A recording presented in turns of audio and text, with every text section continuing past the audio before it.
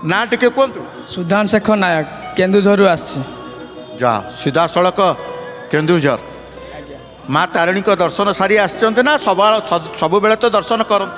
ନାଇଁ ସବୁ ସଦାବେଳେ ନୁହଁ, ମାଆଙ୍କର ଯେତେବେଳେ ଡୋରି ଲାଗେ ସେତେବେଳେ ଯାଏ।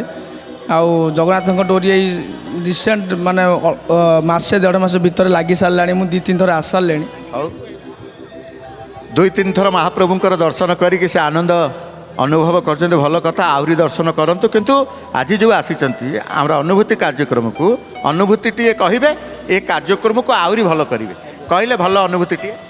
ମୁଁ ଯେବେ ପ୍ରଥମେ, ମୁଁ ତ କେବେ ଆସିନଥିଲି, ଯେତେବେଳେ ପ୍ରଥମେ ଆସିଲି ମୁଁ ଏଇ ଭୁବନେଶ୍ୱର ରେଲୱେରେ ଟ୍ରେନିଂ ନେଉଥିଲି, ଗୋଟେ ଛୋଟିଆ ଟ୍ରେନିଂଟେ। ତ ମୋର ତାର ପୂର୍ବଦିନ, ମୁଁ ଆସିବାର ପୂର୍ବଦିନ ମୋ ସାଙ୍ଗମାନେ ସମସ୍ତେ ପଳେଇ ଆସିଥିଲେ, ଅଥଚ କିନ୍ତୁ ମୋତେ କହିନଥିଲେ। ମୋତେ ଭାରି ସେତେବେଳେ ମନ ଦୁଃଖ ଲାଗିଲା, କାରଣ ମୁଁ କେବେ ଯାଇନି, ଜଗନ୍ନାଥଙ୍କୁ କେବେ ଦେଖି ନାହିଁ କି ତାଙ୍କର। ତ ସେ କହିଲେ ହଉ ତାହେଲେ ଠିକ୍ ଅଛି ଆମେ କାଲି ଯିବା। ମୁଁ କହିଲି ସତ କହୁଛ ନା ମିଛ କହୁଛ, ନହେଲେ ମୁଁ ରାଗିବି ସେତେବେଳେ, ମୋତେ ଆଉ ମୋ ସହିତ କେହି କଥାବାର୍ତ୍ତା କରିବନି। କହିଲେ ନା ଆମେ ସତ କହୁଛୁ, ଆମେ ହେଲା ହେଉଛି ଆମେ କାଲି ହେଲା ହେଉଛି ସାଙ୍ଗ ହୋଇକି ଯିବା। ତ ସେଇ ତାଙ୍କର ଆଦେଶରେ ଆମେ ସମସ୍ତେ ମିଳିମିଶି ଆସିଲୁ। 2ଟା-3ଟା ବେଳେ ଆସିକି ପହଞ୍ଚିଲୁ। ଆମର ସି ବିଚ୍ରେ ଗାଧେଇଲୁ। ଗାଧେଇକି ଆସି ଯେତେବେଳେ ଏଇ ବଡ଼ଦାଣ୍ଡରେ ଆସିକି ପହଞ୍ଚିଲୁ, ଜାଣିବାକୁ ପାଇଲୁ ଯେ ଆଜି ଦର୍ଶନ ବନ୍ଦ। ତ ମୋ ସାଙ୍ଗମାନେ କହିଲେ ତାହେଲେ ଆମେ ପଳେଇବା, ଆମେ କାଲି ଆଉ ଥରେ ଆସିବା। ତ ମୋ ମନଟା ସେଇଠି ସାଙ୍ଗେ ସାଙ୍ଗେ ଦୁଃଖ ହେଲା। ମୁଁ ପ୍ରଥମ ଥର ପାଇଁ ଆସିଥିଲି ଯାହାକୁ ତ ଦେଖିପାରିବିନି, ତା ଦୁଆର ମୁହଁରୁ ପଳେଇବି, ଏଇଟା ମୋ ମନ କଷ୍ଟ ହେଲା। ତ ମୋ ସାଙ୍ଗ ସହିତ ମୁଁ ଜିଦ୍ଦି କଲି, ଭାଇ ମୋତେ ଲସ୍ ଦେଇଦିଅ, ମୁଁ ରହିବି, ମୁଁ ଆଜି ରହିବି, ତୁମେ ଆସ ନ ଆସ ମୁଁ ରହିବି, ମୁଁ ଦେଖିବି, କାଲି ଦେଖିକି ମୋର ହେଲା ହେଉଛି ମୁଁ ଘରକୁ ଯିବି। ଘରକୁ ବି ଫୋନ୍ କଲି, ମୋ ଭାଇମାନେ କହିଲେ କି ତୁ ଆଜି ପଳିଆ, ଆମେ କେତେବେଳେ ଯାଇକି ଆଉ ପଛରେ ଯିବା। ମୁଁ କହିଲି ନା, ମୋ ଜିଦ୍ଦି ଧରିଲି। ସେଇ ଜିଦ୍ଦି ଧରିବା ଯୋଗୁଁ ମୁଁ ସେଦିନ ରହିଲି ଲଜ୍ରେ। ରହିଲା ପରେ ମୁଁ ତାପରଦିନ ସକାଳେ ମୁଁ ଦର୍ଶନ କଲି। ଏମିତି ମୋର ସୌଭାଗ୍ୟ, ମୁଁ ପରେ ଜାଣିଲି ଯେ ମୋ ସହିତ କ'ଣ ଘଟିଲା। ତ ମୁଁ ଯେତେବେଳେ ଆସିକି ପହଞ୍ଚିଲି, ଲାଇନ୍ରେ ଛିଡ଼ା ହେଲି, ସେତେବେଳେ ତ ଧାଡ଼ି ସିଷ୍ଟମ୍ ଥିଲା, ବହୁତ ଲାଇନ୍। ତ ସେ ଲାଇନ୍ରେ ଛିଡ଼ା ହେଲି, ମୋ ଆଗରେ ଜଣେ ମାଉସୀ ଆସିକି ଛିଡ଼ା ହେଇଥିଲେ। ତ ସେ କହିଲେ ପୁଅ ତୁ ଯିବୁ କି ଦେଖିବାକୁ? ମୁଁ କହିଲି ହଁ ମାଉସୀ ମୁଁ ଯିବି।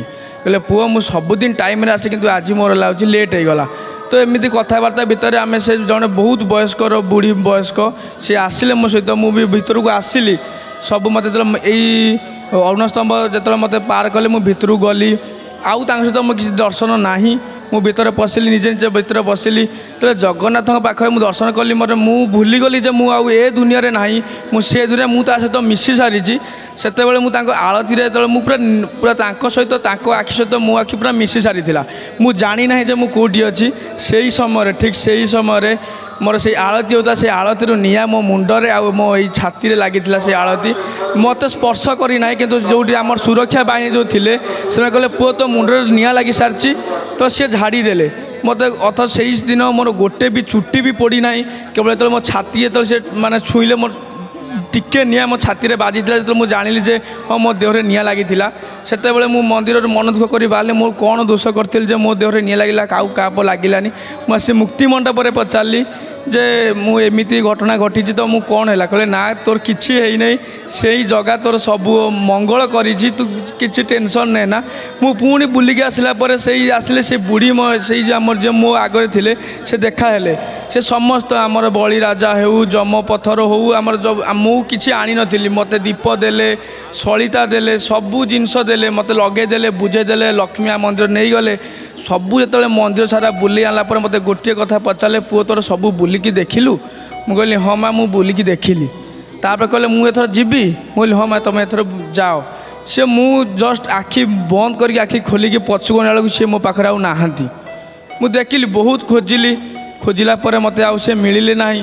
ତ ମୋତେ ମୁଁ ବହୁତ ମନ ଦୁଃଖ କଲି। ମୁଁ କହିଲି ମୋ ପାଖରେ ଆସିଲେ, ଆରମ୍ଭରୁ ଶେଷ ପର୍ଯ୍ୟନ୍ତ ରହିଲେ, କିନ୍ତୁ ଶେଷ ସମୟରେ ମୁଁ ତାଙ୍କୁ ଦେଖିବାକୁ ପାଇଲି ନାହିଁ। ଏପର୍ଯ୍ୟନ୍ତ ଖୋଜୁଛନ୍ତି ନା ଖୋଜିବା ବନ୍ଦ ହେଇଗଲା? ନା ମୁଁ ଖୋଜିବା ବନ୍ଦ କରିନି। ମୁଁ ଘରେ କଥା ଜଣେଇଲି। ଘରେ କହିଲେ ଇଏ କେହି ନୁହେଁ, ସେ ମା ଲକ୍ଷ୍ମୀ ତୋତେ ନେଇକି ଆସିଥିଲେ, ତୋତେ ଦର୍ଶନ କରି ତୁ ଯେହେତୁ ମୁଁ ଏକା ଆସିଥିଲି, ମୋ ସହିତ କେହି ନଥିଲେ, ତ ମୁଁ କିଛି ଜାଣିନଥିଲି କେମିତି ଯାଆନ୍ତି ଦର୍ଶନ କରିବା ପାଇଁ, କ'ଣ ଲାଗେ, କ'ଣ କେମିତି, ମୁଁ କିଛି ଜାଣିନଥିଲି। ପ୍ରକୃତରେ ସମସ୍ତେ ଆସନ୍ତି ଜଗନ୍ନାଥକୁ ନେଇ ଅନୁଭବର କଥା କୁହନ୍ତି, କିନ୍ତୁ ଆପଣ କହିଲେ ମୁଁ ଲକ୍ଷ୍ମୀକି ନେଇ ଅନୁଭବର କଥା କହିବି, ଅନୁଭବ କରିଛି ମଧ୍ୟ। ପ୍ରକୃତରେ କ୍ଷେତ୍ର ହେଉଛି ମାଆଙ୍କର, ଏ କ୍ଷେତ୍ର ହେଉଛି ପ୍ରଭୁଙ୍କର। ଏଠି ଜଗନ୍ନାଥଙ୍କର ଅନୁଭବ ପାଇବେ, ଏଠି ମା ଲକ୍ଷ୍ମୀଙ୍କର ଅନୁଭବ ମଧ୍ୟ ମା ମଧ୍ୟ ଦିଅନ୍ତି। ଯେତେ ଅଭାବ, ଯେତେ ଦାରିଦ୍ର୍ୟତା ଥିଲେ ମଧ୍ୟ ତା ଭିତରେ ଆନନ୍ଦ ରହିଥାଏ ମାଆଙ୍କର କୃପାରୁ। ଏ ଅନୁଭବ ଭକ୍ତମାନେ ପାଆନ୍ତି। ଆପଣ ଜୟ ଜଗନ୍ନାଥ ଟିଭି ଦେଖନ୍ତି? ନିହାତି ମୁଁ ଦେଖେ। ମୁଁ ତ ଏବେ ପଢ଼ୁଛି, ପିଜି କରୁଛି ଓଡ଼ିଆରେ। ତ ଘରେ ସବୁବେଳେ ଦେଖନ୍ତି, ଏବେ ବି ଦେଖୁଛନ୍ତି। ସକାଳୁ ଯେ ମାନେ ଶୋଇଲା ପର୍ଯ୍ୟନ୍ତ 12ଟା 1 ହେଇଯାଉଛି ଦେଖିବା ପାଇଁ। ଆପଣ ଯେତେବେଳେ ଫୋନ୍ କରୁଥିଲେ ଘରେ କହିଥିଲେ, ଏଇ ଯେଉଁ କରୁଥିଲେ ଫୋନ୍ କରି କହିଥିଲେ? କାରଣ ମୋ ବୋଉଙ୍କର ଏଇଥର ଆସିବାର ଗୋଟେ ପ୍ରମୁଖ କାରଣ ହେଉଛି, କହିଲା କି ସବୁବେଳେ ଯାଉଛୁ ତୁ କିଛି କହୁନାହୁଁ। ମୁଁ କହିଲି ମୁଁ ଯେତେବେଳେ ଯାଉଛି କିନ୍ତୁ ମୁଁ କହିପାରୁନାହିଁ, ଲୋକ ଥାଆନ୍ତି, ମୁଁ ଟିକେ ପଳେଇ ଆସେ ଟିକେ। ଆଜି ବୋଉ ଭାରି ଖୁସି ହେବେ। ବା, ହଉ ଧନ୍ୟବାଦ ଦେବି ଆପଣଙ୍କୁ। ଜୟ ଜଗନ୍ନାଥ।